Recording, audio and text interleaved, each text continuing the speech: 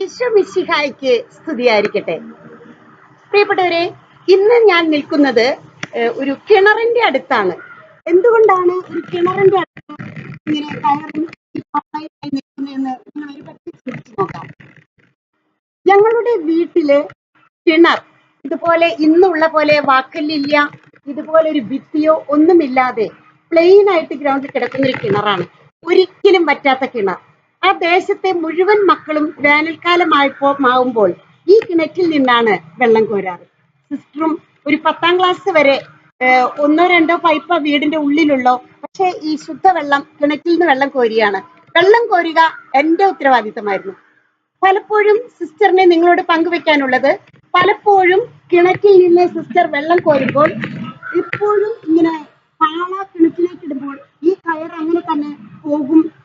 പല പ്രാവശ്യവും ഈ വാക്കല്ലി ഇല്ലാത്ത ഈ കിണറ്റിലേക്ക് ഞാനിങ്ങനെ ഒരു ആന്തൽ എപ്പോഴും ഉണ്ടായിട്ടുണ്ട്.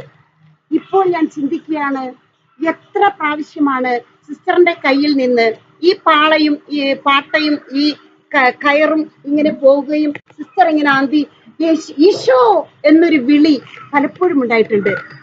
അന്നൊക്കെ ആ കിണറ്റിലേക്ക് വീഴാതെ സിസ്റ്ററിനെ കാത്തു രക്ഷിച്ചത് ഈശോ മാത്രമാണ്.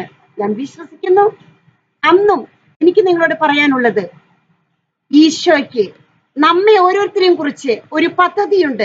അത് നിന്റെ നാശത്തിനല്ല, നിന്റെ രക്ഷയ്ക്ക് വേണ്ടിയുള്ള പദ്ധതി, ക്ഷേമത്തിനുള്ള പദ്ധതി. കൊച്ചുനാൾ മുതൽ തന്നെ ഈ കിണറ്റിൽ നിന്ന് വെള്ളം കോരിക്കൊണ്ടിരിക്കുമ്പോൾ, ഈ വാക്കല്ലില്ലാത്ത കിണറ്റിൽ നിന്ന് വെള്ളം കോരുമ്പോൾ കയറും പാളയും സിസ്റ്ററിന്റെ കയ്യിൽ നിന്ന് എപ്പോഴും ഇങ്ങനെ തെന്നിപ്പോവുകയും ഈശോ എന്നൊരു ആന്തൽ എപ്പോഴും ഉണ്ടാവുകയും ചെയ്തിരുന്നു. ഇതെല്ലാം ഈശോയ്ക്ക് സിസ്റ്ററിനെ കുറിച്ച് വലിയ പദ്ധതിയുണ്ട്. സ്വർഗത്തിന് നമ്മെ കുറിച്ച് വലിയ പദ്ധതിയുണ്ട്. പ്രിയപ്പെട്ടവരെ, ആ പദ്ധതി പൂർത്തിയാകുവാൻ വേണ്ടി കർത്താവ് നമ്മെ ഓരോ നിമിഷവും കാത്തുരക്ഷിക്കുന്നു. ഇതൊരു ഉദാഹരണം മാത്രമാണ്, ചെറിയൊരു ഉദാഹരണം. കർത്താവിന് എന്നെ കുറിച്ച് ആവശ്യമുണ്ട്, കർത്താവിന് എന്നെ കുറിച്ച് പദ്ധതിയുണ്ട്. അതെന്റെ നാശത്തിനല്ല. എങ്കിൽ എത്രയോ പ്രാവശ്യം ഈ കിണറ്റിൽ വീഴു പോകുമായിരുന്നു. ഇന്ന് ഈ കിണറ്റിന് വാക്കിലുണ്ട്.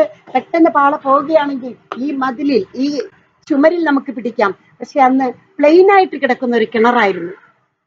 ഈ ഒരു സന്ദേശം എല്ലാവരുടെ കുടുംബത്തിലും മനസ്സിലും കാത്തു സൂക്ഷിക്കട്ടെ എന്ന് പ്രാർത്ഥിച്ചുകൊണ്ട്, പിതാവിന്റെയും പുത്രന്റെയും പരിശുദ്ധാത്മാവിന്റെയും നാമത്തിൽ ആമേൻ.